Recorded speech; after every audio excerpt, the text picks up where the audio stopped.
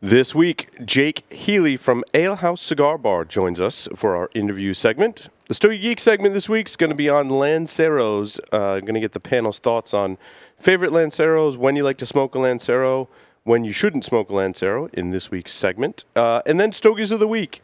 Nice to see that the crew has reviewed some of my regular smokes that I've been handing out to them that I got on closeout. So I'm curious to see what the crew thinks of some of my more regular smokes today. All that and more on this edition of the Stogie Geek Show.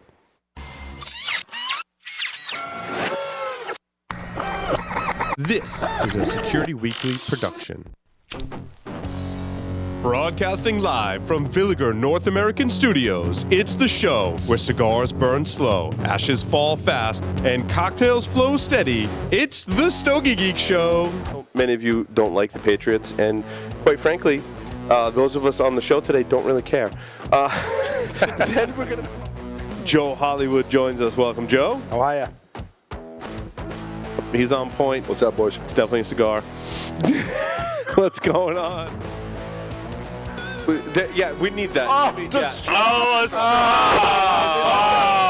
like a classy straw. It's like all metal and stuff. That's a stainless steel straw. It's already bent. Don't try and bend it anymore because it's metal. You're so strong, Joe. Bend that straw. Brought to you by Havana Cigar Club, located in Warwick, Rhode Island, is a great place to enjoy a drink and a cigar. Stogie Geeks listeners can find a $5 off coupon on our website by clicking the HCC logo. Welcome, everyone, to the Stogie Geek Show. I'm your host, Paul Asadorian. I am very pleased to be here smoking my Lancero with the regular cast and crew. Mr. Joe Hollywood is here with me to my right. How are Welcome, ya? Joe. What's going on? You got an Oasis in your list. I know, first We one. were just talking about that during the commercials. It's awesome. That's your first Oasis. Yes. That's good. Yeah. Rayman, welcome to the show as Hey, well. boys. Happy to be back. Very nice to have you. You're smoking a Lancero. You're not smoking a Lancero. I was ill prepared for the. My humidor is a mess too. Good Lord! I found some gems in there when I was ripping through it, so I brought them out. We can smoke those during the show. Our special guest is here, Jake Healy from Ale House Cigar Bar. Did I get that right? Yep, that's Ale House 'Cause Cigar here Bar. in Rhode Island, we call it all kinds of different things. Yeah, everybody calls it Hanley's. Yeah, because that's the place next door. Yep, that's the nightclub next door. Yeah. So people probably don't know. They're like, "Where's Ale House Cigar Bar?" Yeah. It's Hanley's. Yep. It's Hanley's. It's the other 52 Pine Street. Yeah, nice, nice. So I'm excited about the show today. Let's get right into it with Jake. So Jake, how did you get your start in cigars? Actually, my dad was a huge cigar smoker. I started smoking when I was 16, just stealing out of his humidor. And it just kind of spiraled out of control from there. Nice. I guess we should also talk about what we're smoking right now as well. So Jake, what did you light up for the show? I have a Cala Joe just gave me, actually. Yeah, those were. Yeah. I liked that. It's actually a really good stick. Yeah, It is. I thought so too. Very tasty. What are you guys smoking there? This is Del Toro Fuente. How do you pronounce that? Añejo? Añejo? Yeah. There you go. Oh yeah, they put Reserva Extra V. Yeah, Extra Viejo on It's the on the thing. Yeah. Yeah.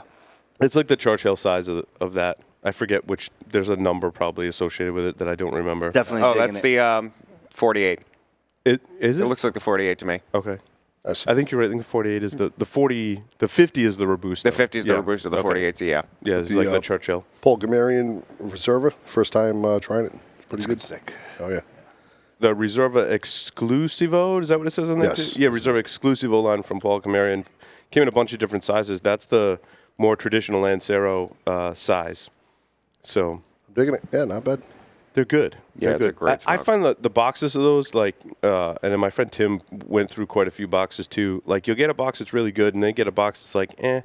And he's like, it just depends on, like, when you get them, which they're hard to find here in the Northeast anyhow. What do you figure the age is on this right now? Those came from a relatively new batch, and they don't box date the boxes, but I ordered those probably a couple of years ago. I get those from Atlantic because I can't find them around here. Mr. J's carried Paul Gamarian for a long time, and they haven't been bringing any stuff in from them recently, which is interesting.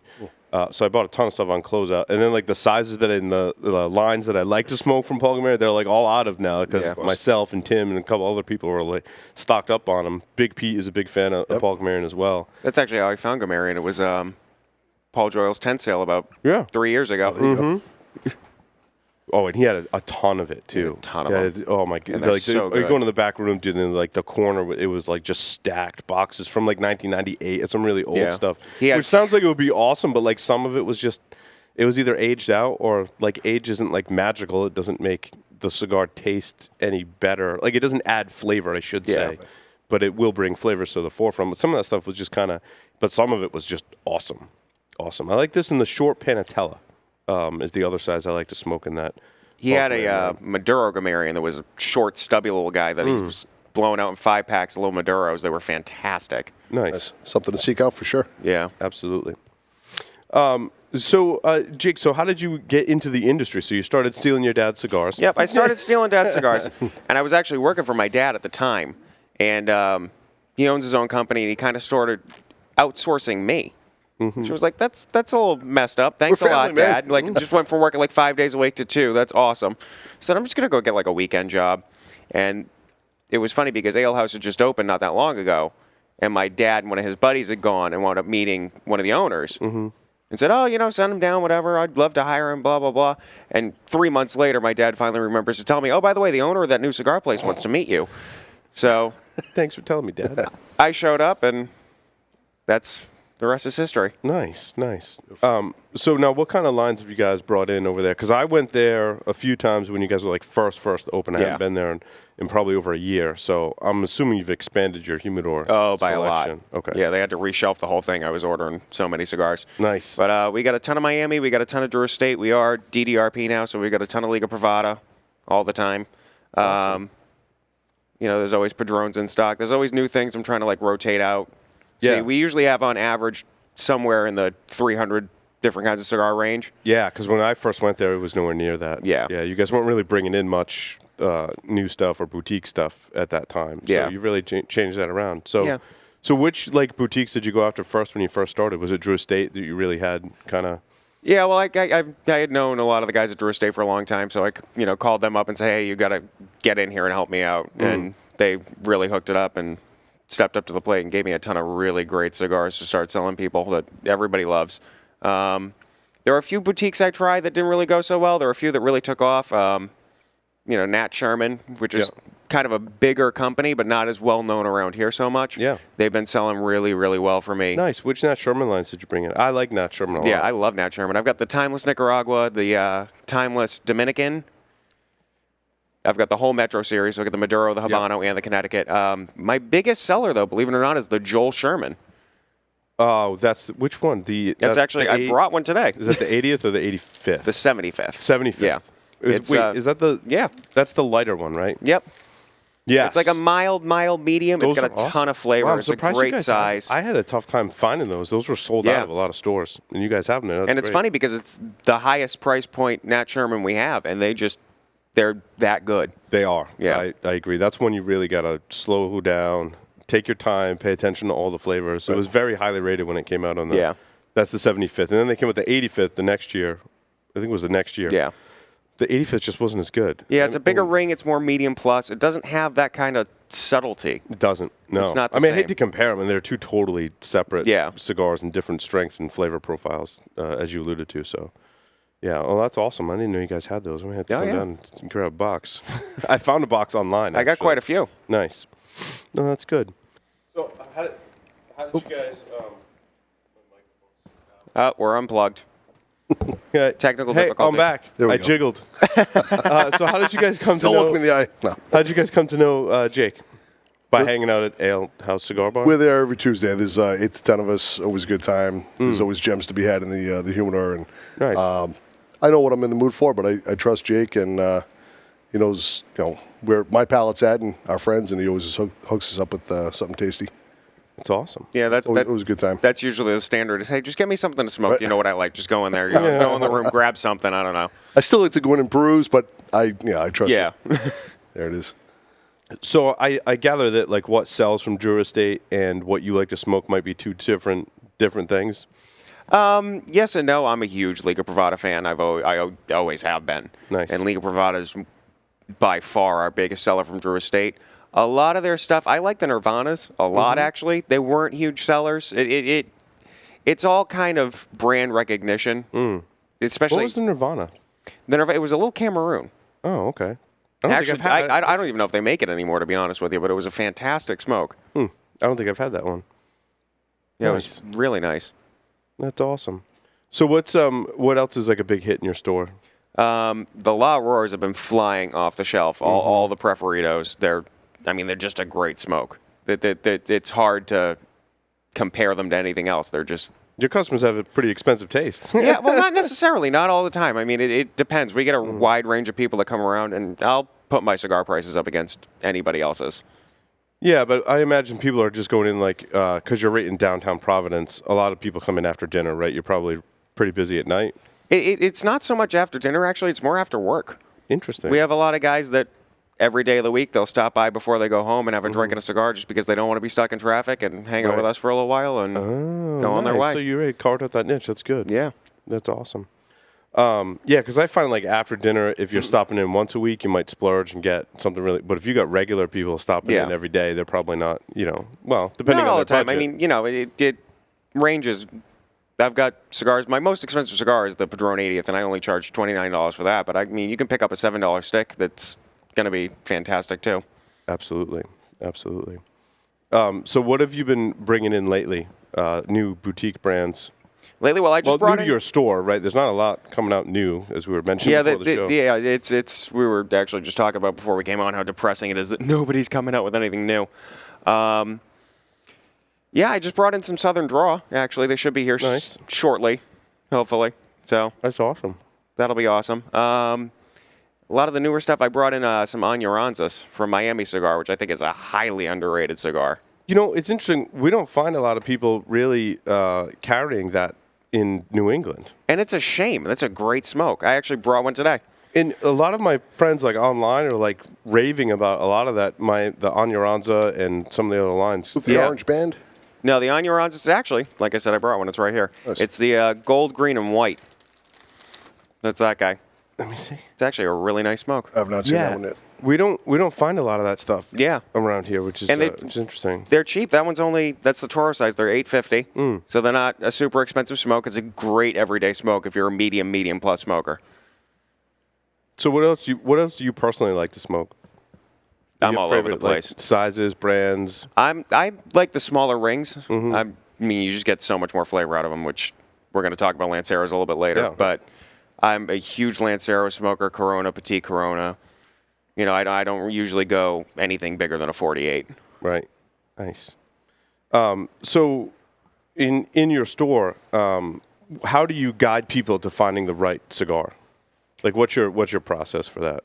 Well, usually I start out by asking them, do you want to go mild, medium, or full? Do you know? Do you not know? If you don't know, you're probably going to want to go in the milder That's section. actually a pretty good qualifying question, right? If you wanna go don't know mild, what I'm medium, or talking full? about, if you don't know what I'm talking about, we're putting you in mild. My favorite one is somebody goes, "Oh, full." Do you know what that means? No, I don't. No, but it all right. sounds So delicious. you're not gonna want to do that. That's just gonna end badly for everybody. Yeah. But yeah, and then you kind of go from there. How long you plan on staying? What size you want to go with? Do you know any brands that you like that maybe I don't have it, but I can point you to something similar? Similar, right? Where do you point people that want a milder smoke? Milder, I go through a ton of Undercrown Shade, which is a fantastic cigar. I like the Padron Damaso a lot, too. I go through a lot of Damasos and a lot of La Aurora Sapphires. Those are probably my top 3 milds. Nice. Can't go wrong there. Yeah. And where do you steer people when they want when they truly do want a full cigar and they know what you're talking about? Yeah, well, I usually go either La Flor Dominicana Double Ligeros, which have always been a favorite of mine. I've got those. Like I said, I do have the La Aurora, so I've got the Black Diamond if they want to go Black Diamond or Liga Privada. It just kind of depends on me that day, too. Right. Where you want to steer people. Every once in a while, I'll rearrange the humidor and go, oh, I forgot I had those, and I'll just sell nothing but that for a week. Right. Yeah, a lot of it in the industry is hand selling. What's your assessment of the market here in Rhode Island? We were talking very briefly about that during the show. There's a lot of cigar bars now. And they're not even done. There's even more opening. And we were just talking about at least 3 or 4 more that are coming. Yeah, I mean, I've noticed it a little bit where people are going to kind of check out new places, but I've always been the kind of guy that if I have a shop, that's my shop. And I might go somewhere else just to check it out every once in a while. You always come back home, though. Yeah, but you always go back home. Nice. So I kind of get the feeling that's what's going to happen. It might get a little bit more spread out than that, a little bit more muddled. But I'm kind of hoping it brings some new people in. Yeah. Yeah, and that's the thing with business, too. And I think Joe Hollywood and I talked about this, that, even though you're pseudo-competition, if you're exposing more people to the product, it's better for everyone. Yeah. And that's a thing in all different kinds of businesses that I think is Rising important. tide lifts all boats, right? Yes. Exactly. Yeah. Very Plus, you well guys put. know how it is. It's that's what I love about the cigar business as opposed to other businesses. Well, you're actually competing with each other.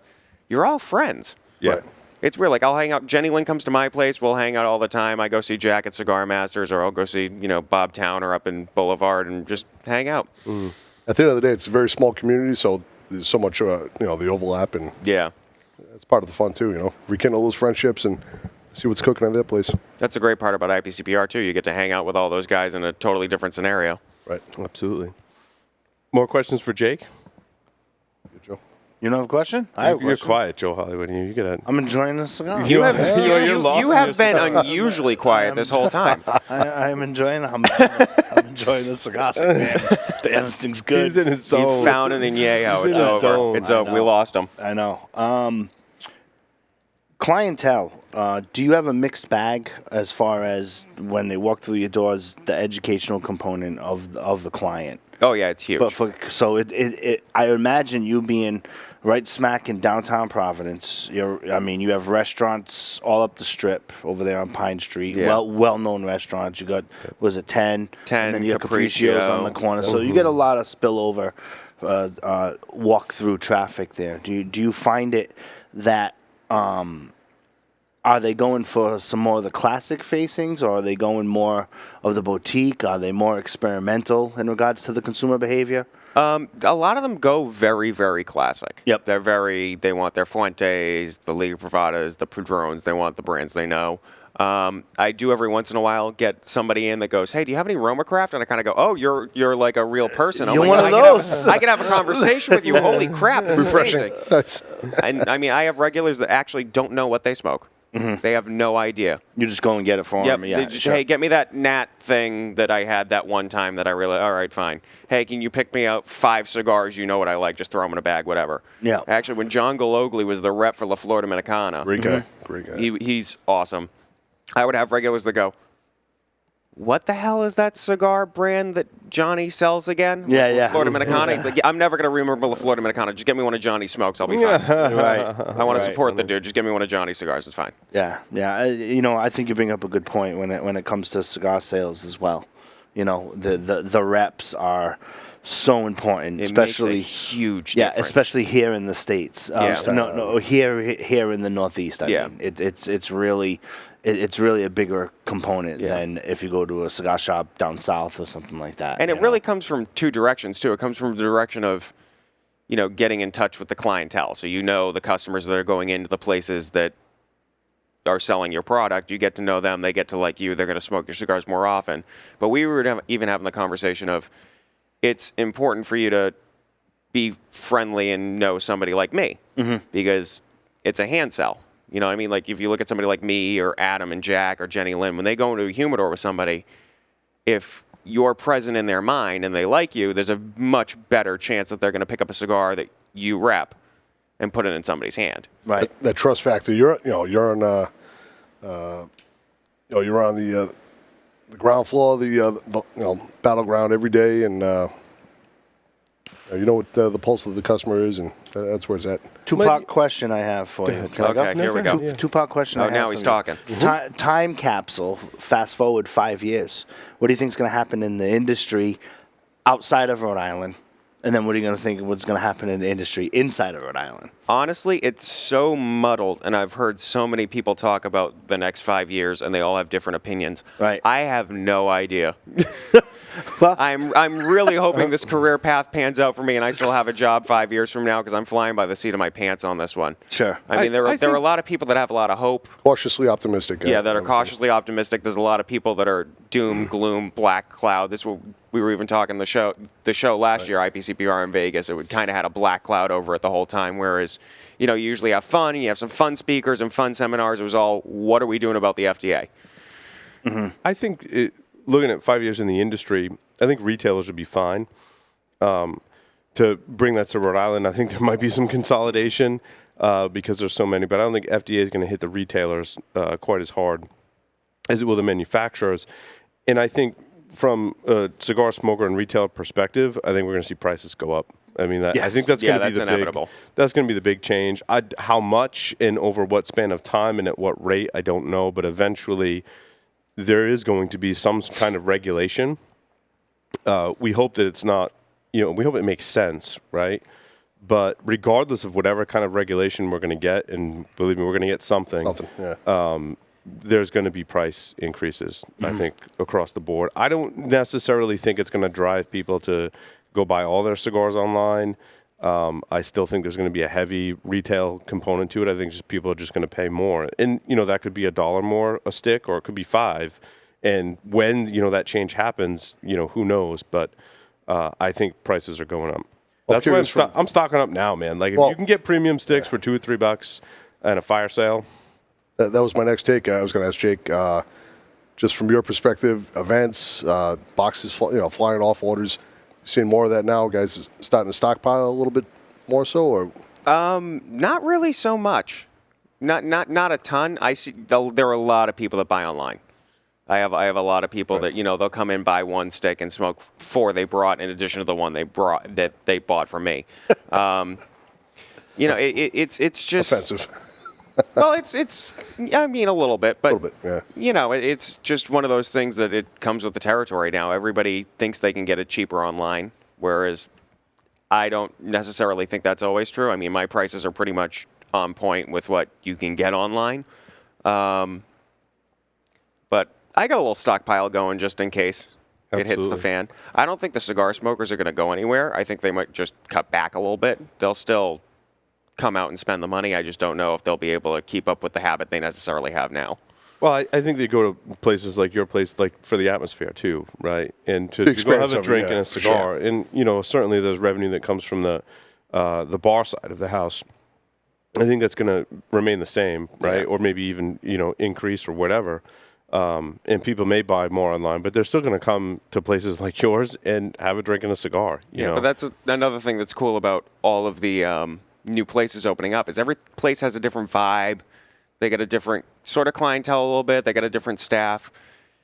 So it kind of makes it so, it's the same, but it's completely different all at the same time. Yeah, everybody knows what they like in that experience, but a place like Ale House, the bar's been set pretty high, so that's the standard that any new shop coming into the fold, you're going to want to compare yourself to.